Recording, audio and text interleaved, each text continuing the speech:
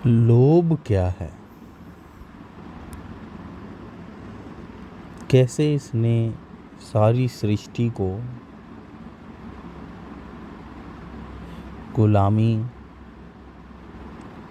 गरीबी, लाचारी में रख रखा है। लोभ एक ऐसी अंधे कुएं की प्यास है जो ये नहीं देखती कि मेरी ख्वाहिश पूरी होने के लिए किसका किस स्तर का नुकसान हो रहा है। मतलब अगर आपको कोई चीज़ चाहिए और सामने वाला पूरी तरीके से ख़त्म हो जाए, शरीर में भी ना रहे, और आपकी वो प्यास इतनी ज़्यादा है कि इसके 3 स्तर हैं। एक तो आदमी कह रहा है कि नहीं इतना बुरा तो ना हो, चलो मेरे साथ ना हो।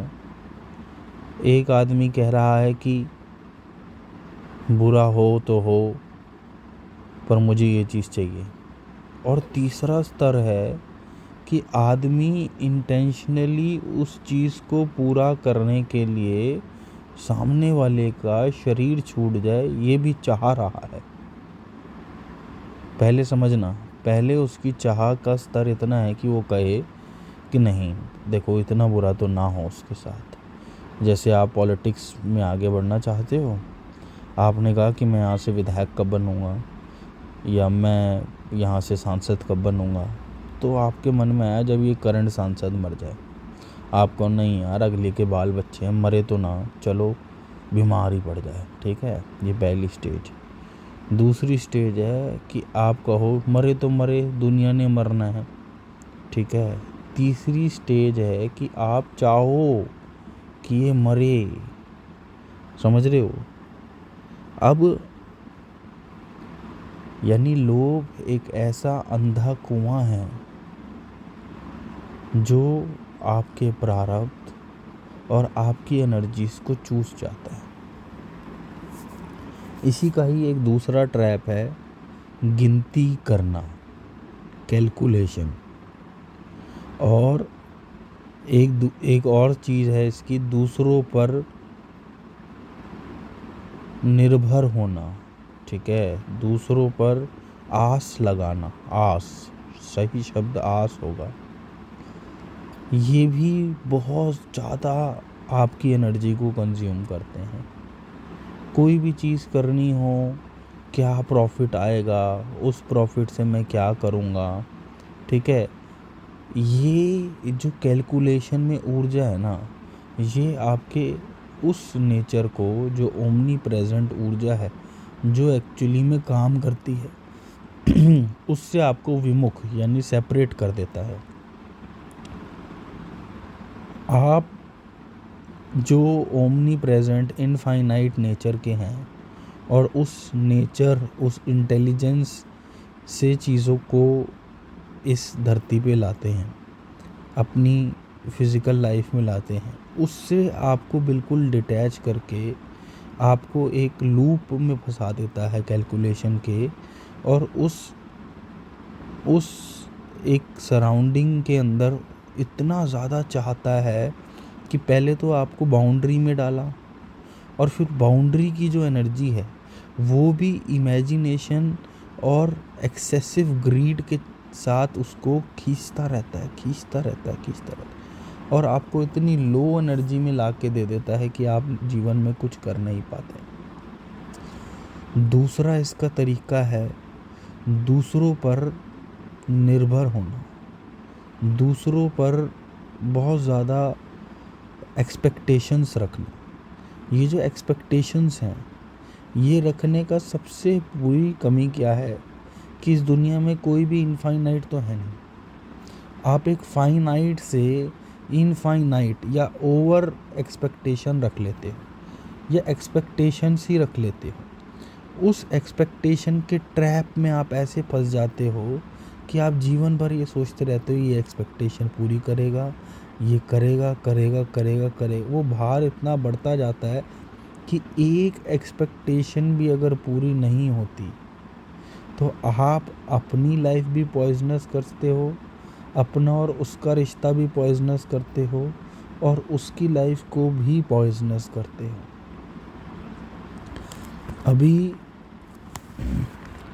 जो जीवन के अंदर सबसे ज़्यादा चेंज करने की, या जीवन के अंदर सबसे ज़्यादा अगर किसी चीज़ को अडेप्ट करना है लाइफ में, कि आपकी लाइफ इंटेलिजेंस से चले, तो सबसे पहले अपने अंतर मन को देखिए और देखिए कि आपने विद योर कॉन्शियस बिहेवियर 5 से 7 बार 10 बार ये देख लिया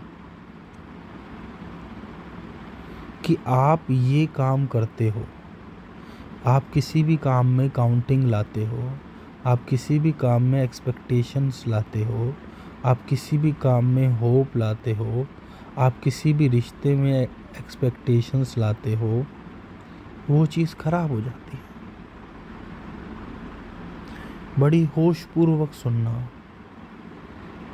एक काम एनर्जीज के स्तर पे लग रहा होता है कि वो बन जाएगा, वो बनने के करीब होता है, और फिर कुछ होता है कि आप कहते हो कि काश ये हो जाए। उसके साथ, उस काश के साथ एक गहरी पुअर माइंड की उम्मीद होती है। एक ऐसा कुआं होता है जिसका कोई अंत नहीं, एक ऐसी खाई होती है जो सब सक कर रही होती है। आपको पता है ये आपकी एनर्जी खा रहा है, आप ये जानते होते हो कि ये जो कंटिन्यूअस विचार आ रहे हैं ये मेरी एनर्जी को सक करेंगे। एक बार देखिए वो किस मन से काम बन रहे होते हैं और वो किस मन की वजह से काम नहीं बनते। इस बात को एक बार फिर से सोचिए, वो किस मन की वजह से काम बन रहे होते हैं और वो किस मन की वजह से काम नहीं बनते।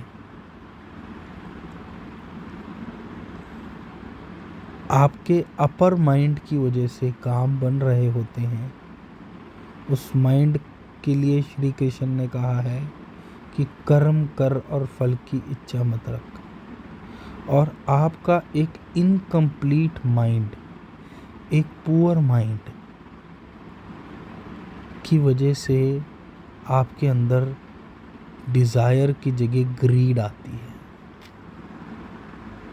उसके अगर आप नेचर को देखोगे ना, तो उसके नेचर के अंदर इतनी ज़्यादा खाई है कि वो आपकी एनर्जी को सक कर लेता है।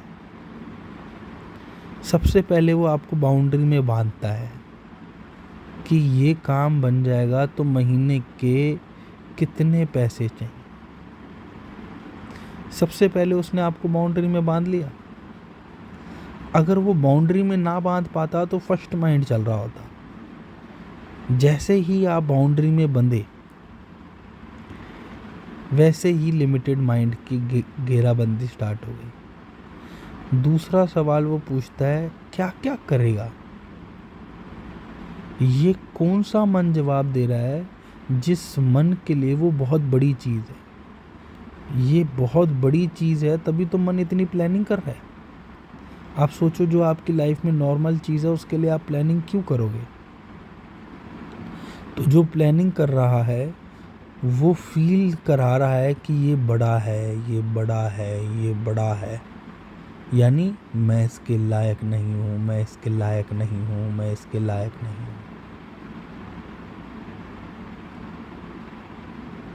दूसरा वो क्या करेगा, इमेजिनेशंस में बांधेगा। तीसरा, ना मिला तो डर।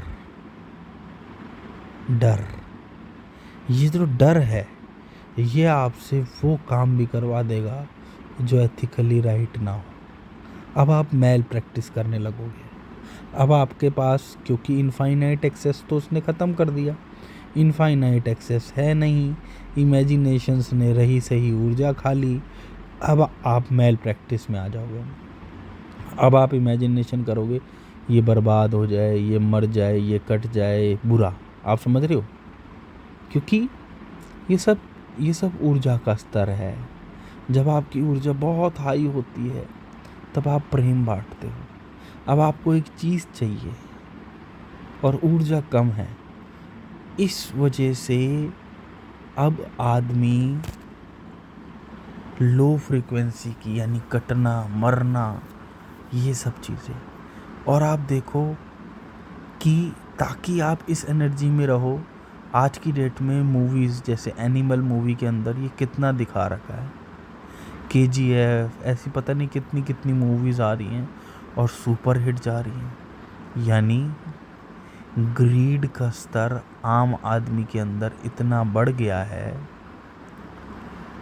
इमेजिनेशन का स्तर आम आदमी के अंदर इतना बढ़ गया है कि उसके पास ऊर्जा ही नहीं बची कि वो अपर एनर्जी से मनी को प्राप्त कर ले। अब उसके शब्द क्या होंगे?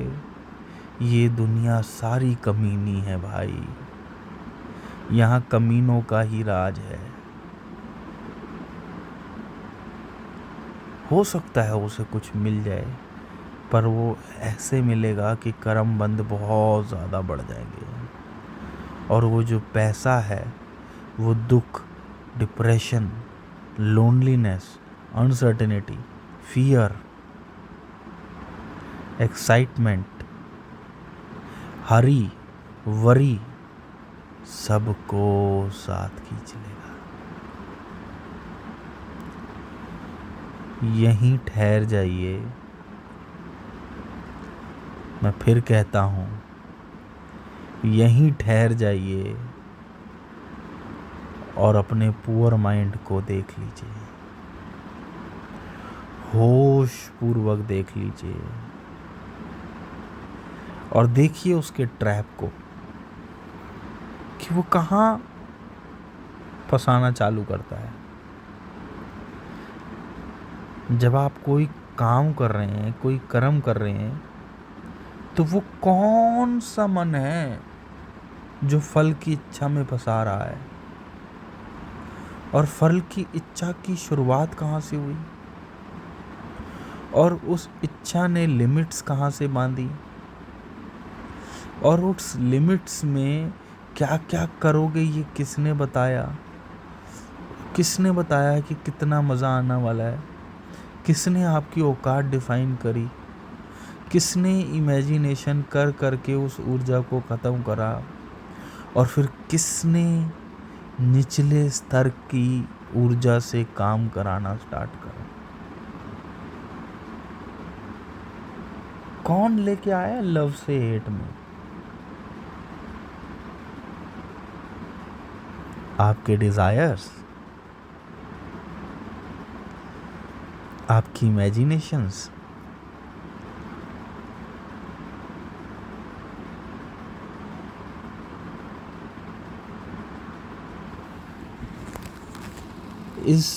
इस एक टॉपिक पर एंडलेस एग्जाम्पल्स दिए जा सकते हैं। इसको एक दिन में भी समझा नहीं जा सकता, समझाया नहीं जा सकता। ये गहरी खोज है, अंतर उतरना पड़ेगा साहब। अपने अंतर उतरिए और समझिए कि ये कहाँ से चालू हो रहा है, इसने कितनी जड़ें फैला रखी हैं, ये जड़ कहाँ से चालू हुई? ये आपके अंदर थी या इस शरीर के माँ बाप से आई है, या उस मन से आई है जो कई शरीरों के साथ कंटिन्यू होता रहा? ये आपके प्रारब्ध से आई है या माँ बाप से आई है इस शरीर के? पूरी तरीके से इसको देखिए। और अगर ये जीवन से हट गया ना साहब तो मज़ा आ जाएगा। गुरजीएफ ने अपनी बीवी गुरजीएफ ने अपनी बेटी को कहा था कि जब तक इस पुअर सेल्फ से ओवरकम नहीं करोगी, आप जीवन में कुछ बड़ा नहीं कर सकती।